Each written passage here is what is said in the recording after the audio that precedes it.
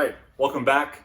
Strong John here with another video. Today we're talking about metabolism, TDE, total daily energy expenditure. How does it break down? What the hell is it? How can you manipulate it? And with proven measures, none of this like metabolic burning bullshit, fat burning. This is the real deal here.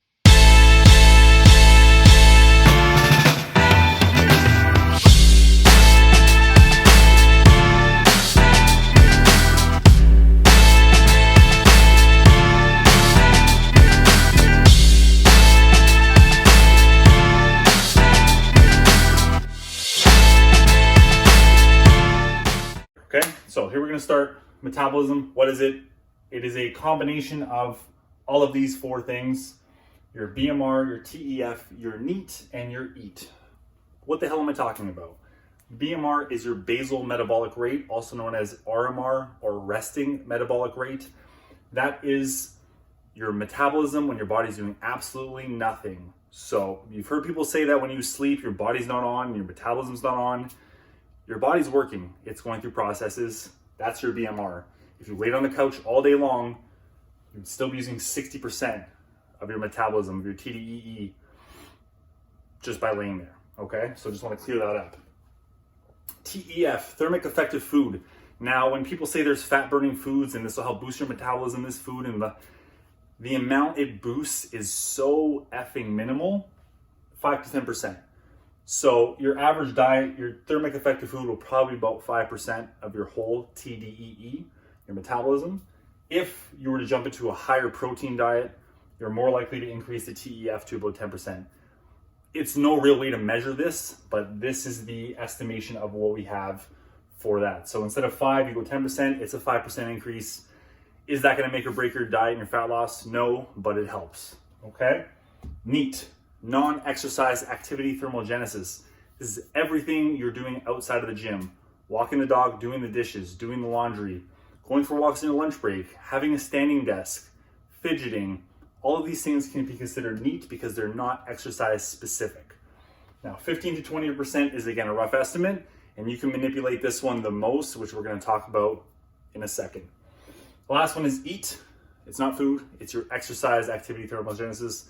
This is your workouts, your cardio sessions, everything you're doing purposefully in the gym or at home when you're working out, when you're exercising. So that's 5 to 10%. So a few lessons in this here. We'll call this 3,000 calories to maintain your body weight. We'll call this one 2,500. So 500 calorie difference between the two. If you're looking at the two graphs differently, what you'll notice is the TEF is really small, so probably 5%. The EAT is a little small, probably on the 5%. The NEAT is really small, probably less than 15%. And the BMR is still 60. This BMR is gonna stay the same. We're gonna assume that these people have the same amount of muscle mass, the same resting metabolic rate. Now, this one is so much bigger and they're burning 500 more calories on a daily average is because they're eating higher protein diet, they're exercising 4 times a week, say sometimes 3, sometimes 4. They're moving a hell of a lot more when they're not at the gym, when they're not exercising. They're going for daily walks. They're doing the laundry, they're walking around, they're fidgeting, they're doing things to get their NEAT up. And again, the BMR stays the same. So when it comes to increasing your metabolism, it's not as complicated as everyone likes to make it seem. There are going to be no workouts that are going to inherently boost your metabolism, no foods that are going to inherently boost your metabolism.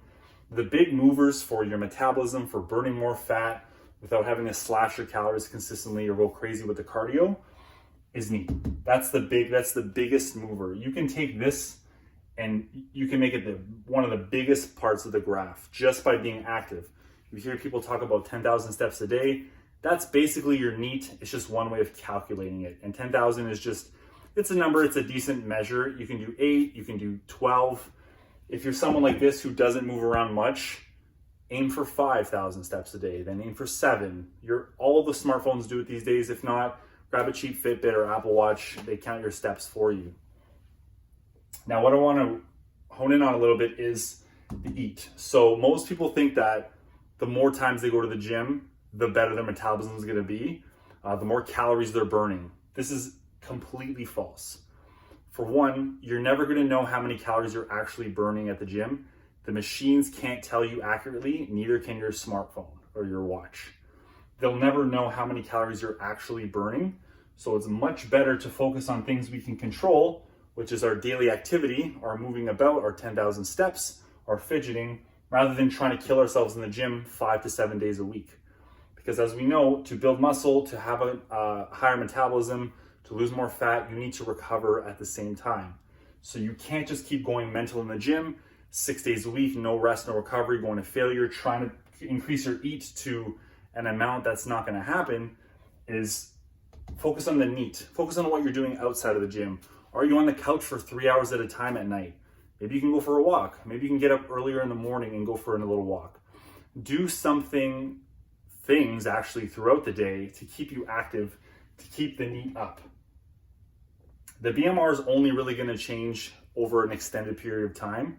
If you have a lot of lean muscle mass, if you're living an active lifestyle, your metabolism will be naturally higher than most people's.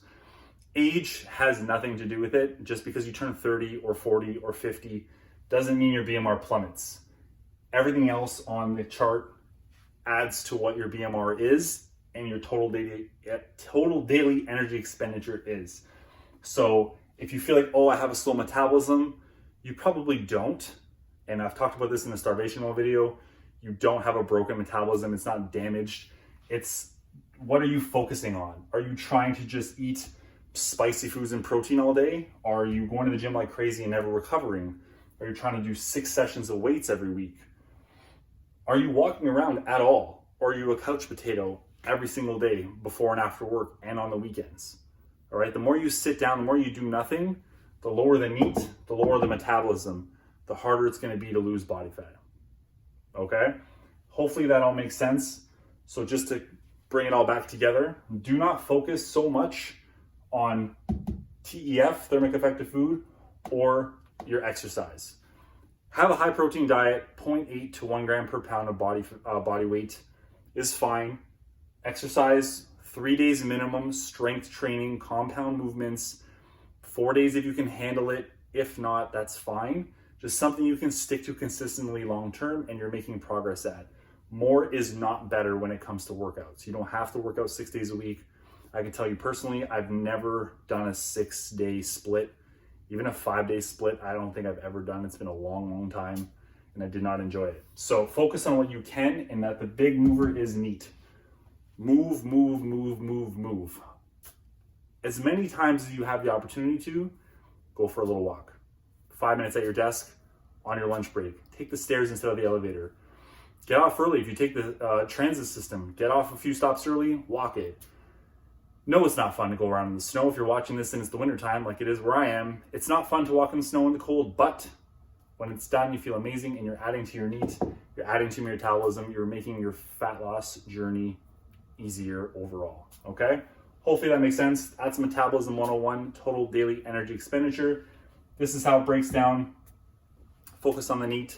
Hit that like button, subscribe, share it with a friend. If you benefited from this video, let me know in the comments. Send me a message if you need extra help.